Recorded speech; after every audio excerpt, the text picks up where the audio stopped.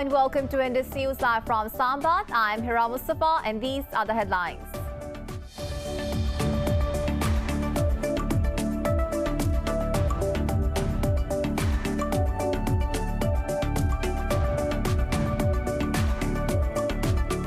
Pakistan's Prime Minister Imran Khan has called on the international community to stop India from its reckless and militarist agenda. In a series of tweets, Khan said the Indian media has also revealed its government's dirty nexus that is pushing the region towards a conflict. He said Prime Minister Modi's government continues to turn India into a rogue state.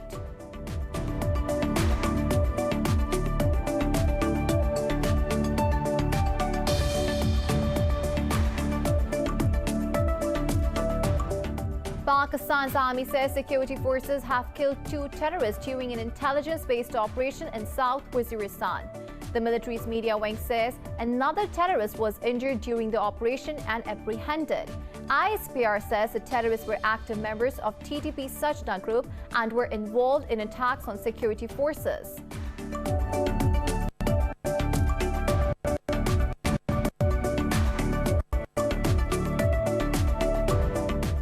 The United Kingdom has told Israel to halt its illegal settlements in East Jerusalem and the West Bank. In a statement, the Foreign Office voiced concerns over the approval of 780 settler homes across the occupied Palestinian territories. It said the move will undermine the viability of two-state solution to the conflict.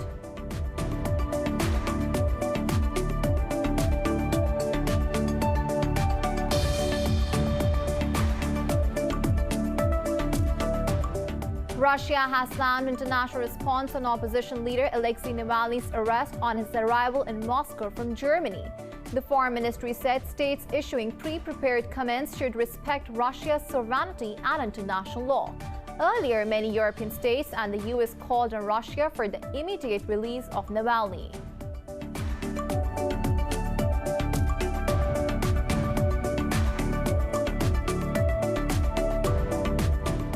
The number of global coronavirus infections has crossed 95 million with over 2 million dead toll. The US COVID-19 death tally is approaching 400,000, while its case load is nearing 24 million. Pakistan has registered over 1,900 new cases and 46 fatalities overnight as the death toll approaches 11,000.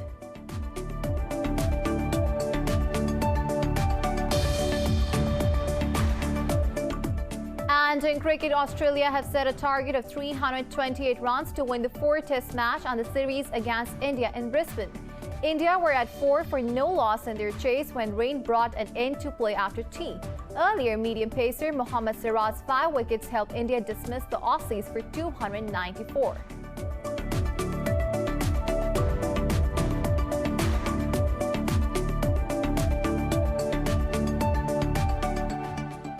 Well, these were the headlines. News in detail coming after the short break. Stay with us.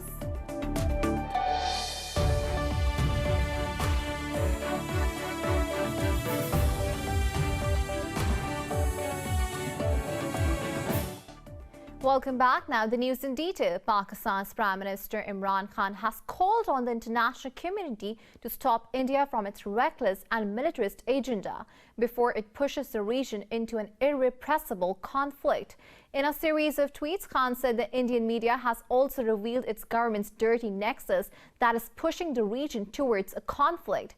He said Prime Minister Narendra Modi's government continues to turn India into a rogue state. The Prime Minister said Indian-sponsored terrorism in Pakistan, its abuses in Kashmir, as well as the EU Disinfo Lab revelations have exposed India. Khan said he had already spoken at the UN General Assembly on how Modi's government used the Balakot crisis for an election win. He pledged to continue to expose Modi's fascist regime and India's belligerent designs against Pakistan.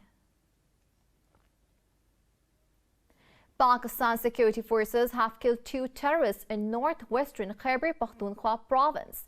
The terrorists were killed during an intelligence-based operation in South Waziristan district of the province. In a statement, the military's media wing said another terrorist was wounded during intense fire and arrested.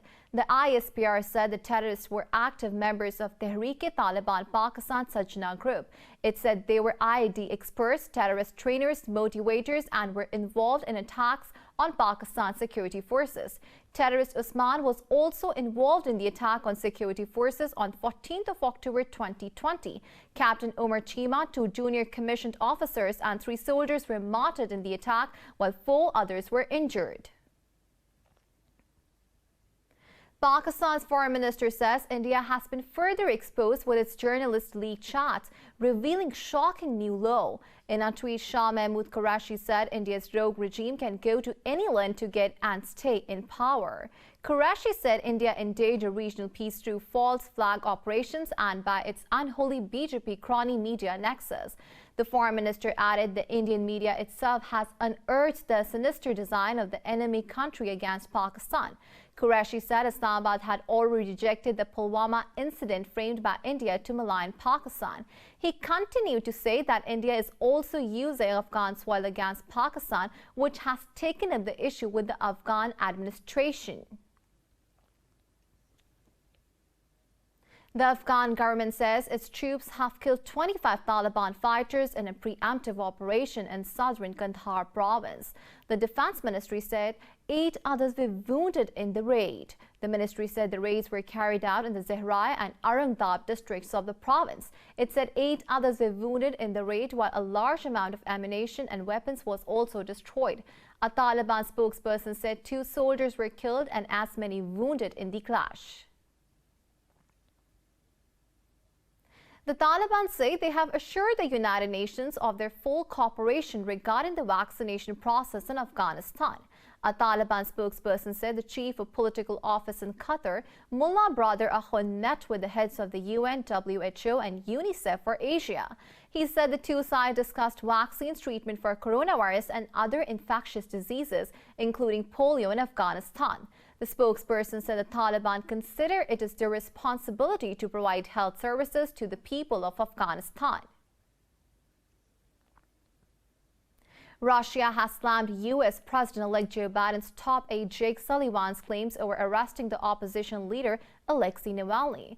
In a social media post, Russia's foreign ministry spokesperson said that criticizing officials should deal with their domestic problems first. Maria Zakharova said the officials and states issuing pre-prepared commands should respect Russia's sovereignty and international law. Earlier, many European states and the U.S. called on Russia for the immediate release of Navalny. Russian capital's prison service said it would do everything to arrest Navalny once he returned.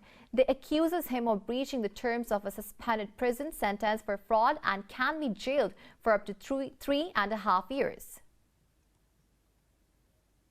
China says it will sanction U.S. officials who engaged in what it calls nasty behavior over Taiwan. Foreign Ministry spokesperson Hua Chunying made the announcement in a daily press briefing. Hua said Washington's continued disregard for the One China policy triggered Beijing's response. This comes after Washington lifted curbs on exchanges between U.S. and Taiwanese officials. Earlier, China announced sanctions on U.S. companies selling weapons to Taiwan. China considered Taiwan its province and has warned Washington of dangerous consequences for the provocation.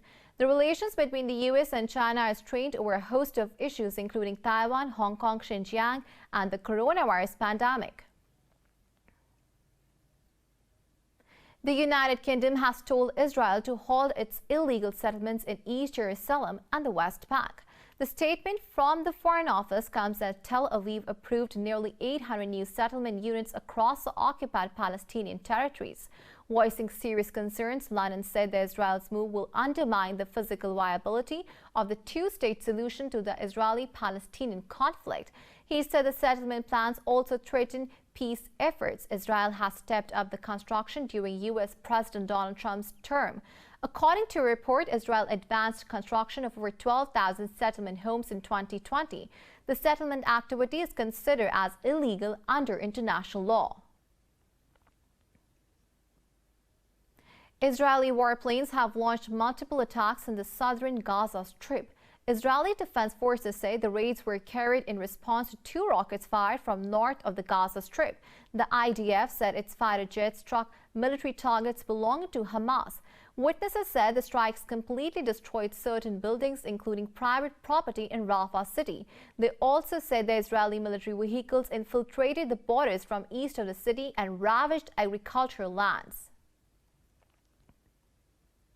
Iran's Foreign Minister Javad Zarif has denounced the American bombers patrolling the Middle East. He warned the U.S. president that Tehran has not started a war in over 200 years, but it won't shy from crushing aggressors. In a tweet, Zarif said the U.S. should spend those $1 billion on its taxpayers' health instead of trying to intimidate Iran. Earlier, the U.S. Central Command announced that B-52 bomber aircraft had conducted a patrol in the Middle East. The U.S. B-52s were also spotted in Israeli airspace heading towards the Persian Gulf. Iran's central bank has criticized the European Union's payment channel designed to allow European companies avoid U.S. sanctions. In a tweet, the bank portrayed the instrument in support of trade exchange as useless, saying its operations are under the influence of sanctions. It said the UK, France, and Germany do not have the courage to maintain their economic sovereignty. The bank said Iran will not divert its resources to Instex anymore, as the European states have no idea how to finance the channel. This came after Germany blamed Iran for the failure of the EU-initiated payment system. The Instex mechanism was set up by France, Germany, and Britain in January 2019 to facilitate trade with Iran by avoiding the U.S. sanctions. 40 Houthi rebels and 2 soldiers have been killed in clashes in western Yemen's al-Hudaydah province. In a statement, Yemeni military said 55 rebels and 10 soldiers were also wounded during the fighting in the Hayes and Ad-Durahimi district. It added the clashes erupted after Houthis attempted to breach the front lines of government forces in the district. It said Houthis' attack in al-Hudaydah have undermined the work carried out by UN to establish peace in the city. Earlier, a Houthi attack injured 3 people, including 2 children in Saudi Arabia's southern Jaein city. Meanwhile, in another event, the Saudi-led coalition in Yemen intercepted 3 bomb-laden drones launched by Houthis toward the kingdom. Rescuers say 12 miners trapped underground after an explosion in a Chinese gold mine a week ago are still alive. State media said the workers managed to send a note to rescuers 7 days after the accident in eastern Shandong province. The note said 12 people were alive in the middle section of the mine, while the fate of 10 others was still unclear. According to state media, the rescuers made contact with some of the miners through a narrow shaft.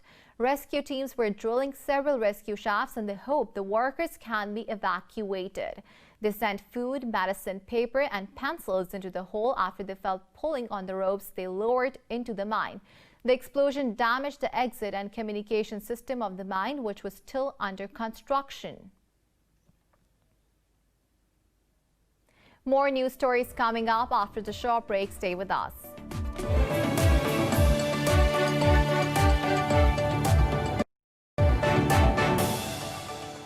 Welcome back. Small groups of protesters, some of whom were armed, gathered at state houses across the U.S. Many state houses remained quiet amid a ramping up of security across U.S. legislatures. Protests were held outside Capitol buildings in Texas, Oregon, Michigan, Ohio, and elsewhere. But no clashes were reported. Many cities prepared for violent protests over the weekend, erecting barriers and deploying thousands of National Guard troops. The deployments came and FBI warnings armed protests ahead of Wednesday's inauguration. Talking to the media, Army Secretary Ryan McCarthy said all Guard members were also being vetted due to fears of an insider threat. The number of global coronavirus infections has crossed 95 million, with over 2 million dead toll. The U.S. COVID-19 death tally is approaching 400,000, while its caseload is nearing 24 million. More on the coronavirus in this report. The cases, hospitalizations, and deaths from the coronavirus have reached record highs as the world endures its darkest chapter of the pandemic yet. In the U.S., nearly 1 year since the first known coronavirus case was detected, the full extent of the nation's failure against the virus have come into clear view. The uncertainty over the availability of the vaccine's second doses keep building in the country, while the officials downplay the speculations as misunderstanding. Meanwhile, Brazil has approved approved Oxford's AstraZeneca and China's Sinovac vaccines amid doubts over the efficacy of the Russian Sputnik. Venezuela has sent a convoy of trucks carrying emergency oxygen supplies for Brazil's northern Amazon state, where second wave has hit hard. The convoy going to Brazil in solidarity with the people of Amazonas is made up of 6 trucks with a total of 136,000 liters of oxygen, equivalent to 14,000 individual canisters. Early in the morning, we will be crossing La Linea, the border with Brazil, at the Santa Helena de Jaein customs to deliver the cargo to Brazilian health authorities and to continue towards Manaus, where it is estimated it may arrive 14 hours later. Over in Europe, all UK travel corridors which allow arrivals from some countries to avoid having to quarantine have now closed till February 15. Dutch riot police used water cannons to try to disperse protesters against national lockdown, which attracted thousands of people to central Amsterdam. In Spain, nursing homes residents are among the first people to receive the second dose of the BioNTech Pfizer coronavirus vaccines. Meanwhile, cases continue to rise in China as well, where authorities say most of the cases are imported. At present, there are mainly 2 regions where the epidemic situation is relatively serious. One is Hubei province, with the cities of Xizangtiang and Xintai as the epicenters. The number of corona cases is still increasing at the moment there. The other is Northeast China province, especially the province of Heilongjiang, where Xinhua city is the epicenter. In addition, there are small clusters of cases in the other places which were caused by other traveling out of those 2 regions. Australia's New South Wales has urged the residents to get tested after 6 new cases of community transmission were recorded in the state. India has reported 447 cases of adverse event following immunization and 3 hospitalizations a day after it kicked off its vaccination drive. Now moving on to Pakistan, 46 people have lost their lives to COVID-19 over the past 24 hours. This takes the country's death toll to over 10,997. Health officials reported 1,920 new infections overnight. Meanwhile, more than 34,000 active COVID-19 cases have been detected in the country. The health ministry says out of over 521,000 countrywide cases, more than 475,000 people have recovered. Meanwhile, the schools have reopened today for the students of grades 9 to 12 after almost 2 months of closure. In Bangladesh, a school building has burned down after a fire broke out at the Rohingya camp in Cox's Bazar. This is the second major blaze at the Rohingya camp within a week. Last week, a major fire hit the Rohingya refugee camp of Nepara. The UN Refugee Agency says the fire destroyed over 550 homes, 150 shops and a facility belonging to a non-profit organization. More than 1 million Rohingya refugees from Myanmar live in the mainland camps in southern Bangladesh. UN investigators say they fled a military crackdown of 2017, which was executed with genocidal intent, charges Myanmar denies. South Korean President Moon Jae-in says U.S. President-elect Joe Biden should resume talks with North Korean leader Kim Jong-un. In a news conference, Moon said Biden's inauguration will provide a turning point to restart the stalled talks. He said Seoul will seek an early chance to promote Pyongyang as Biden's foreign policy priority. Moon added talks can pick up pace if they follow through on an agreement reached by Trump and Kim at Singapore summit. The 2 leaders vow to establish new relations and work towards denuclearization of the Korean Peninsula. But their second summit and ensuing working-level talks fell apart. The inauguration of the Biden administration would provide a turning point to newly start the U.S.-North Korea dialogue, the South-North dialogue, to inherit the achievements that were made under the Trump administration. A state of emergency has been declared in Sudan's West Darfur state as the death toll in ethnic clashes rises to 83. In a statement, medics say the number of wounded people has also risen to 160 in 2 days' clashes between Arabs and non-Arabs militias. Sudan's Sovereign Council has announced to send security reinforcements to the state to protect citizens and vital utilities there. Meanwhile, a round-the-clock curfew is also imposed in the state after the deadliest violence since the peace agreement was signed in October. After the peace agreement, the joint UN-African Union peacekeeping mission started to withdraw its staff from the country. In Indonesia, death toll from a strong earthquake and floods in the central parts of Indonesia has risen to 96. The quake has displaced nearly 70,000 people who were forced to flee home and take shelter. Disaster Mitigation Agency spokesman said more than 250 others have been seriously injured after the 6.2 magnitude quake. Meanwhile, in South Kalimantan province, at least 15 people have died following weeks of torrential rains and flash floods. The world's fourth most populous country also suffered a plane crash on January 9 that killed 62 people. On top of that, a deadly landslide in Java has killed 29 people after the Merapi and Semeru volcanoes erupted. Egypt has unveiled a significant new archaeological discovery of 54 wooden coffins at the Saqqara necropolis south of Cairo.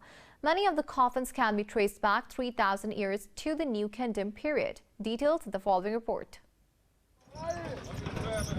The discovery of ancient wooden coffins in Egypt can rewrite the history of the New Kingdom period, which spans about 1539 to 1075 BC. According to archaeologist Zahi Hawass, the funerary temple of Queen Neat was also discovered near the pyramid of her husband, King Teti of Egypt's 6th dynasty, which dates back 4,200 years. The major important discovery also, we found 22 shafts. Inside the shafts were coffins and mummies. In one shaft, 54 coffins. Inside the shafts, unique artifacts. We found a papyri about 5 meters long. We found major statuettes. We found games that the Egyptian played. We found also many unique artifacts, such as an axe belonging to a soldier. All this discovery will rewrite the history of Saqqara in the New Kingdom. The discovery showed finely painted sarcophagi as well as a collection of colored wooden statues, ancient games, and masks. We extract the coffins, and the most important thing in extracting coffins is to study them in order to add a new piece of information to Egypt's ancient history. We add linguistic information or something about how the coffins were made. Officials are keen to show off newly discovered artifacts as they try to revive visitors after the tourism industry received a painful blow during the coronavirus pandemic.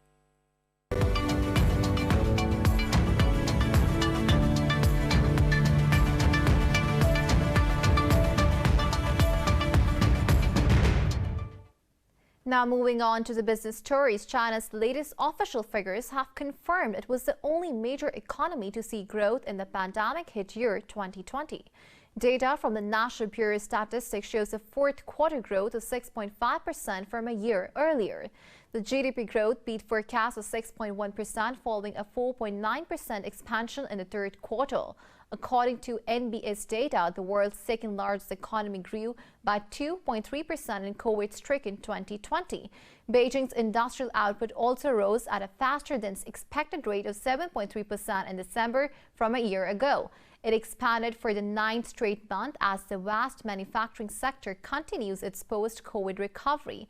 December's retail sales also edged up by 4.6% from a year earlier, missing forecasts for 5.5% growth. European stocks are trading just under the flat line as unprecedented coronavirus surge weighs down investor sentiment. The CAC 40 in Paris is leading the losses, shedding close to 0.5%. The Pan-European Stock 600, Frankfurt's DAX, London's FTSE and Italy's FTSE MIB have also slipped fractionally. Earlier, Asian stocks traded mixed with mainland Chinese and Hong Kong's Hang Seng gaining while other regional bourses shed.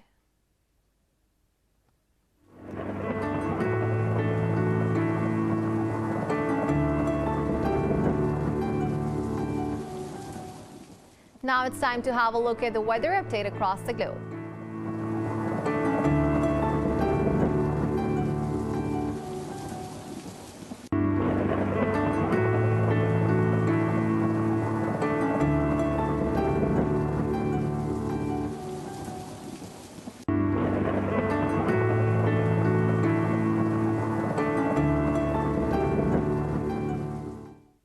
For the latest updates, you can follow us on social media at Indus.News.